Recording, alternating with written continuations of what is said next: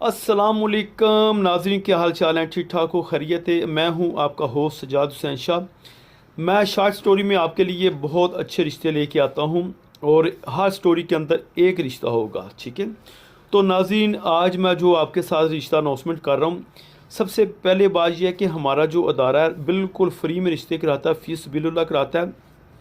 अगर आपने शादी अपनी करवानी है तो आप हमारे व्हाट्सअप नंबर के ऊपर अपना नाम लिख के मैसेज कर दें, हमारा कंपनी का नुमाइंदा आपसे खुद रब्ता करेगा, ठीक है?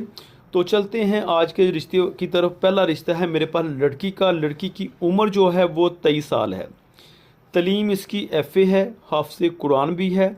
कौम इनकी जो है वो खरल जट है और फ़रोज़ वटुआ, ज़िला शेखुपुर से इनका तल्लक है। 882 इसका कोड है। अगर किसी ने शादी इनके साथ करनी हो तो हमारे साथ व्हाट्सएप पर रब्ता करें। बहुत शुक्रिया।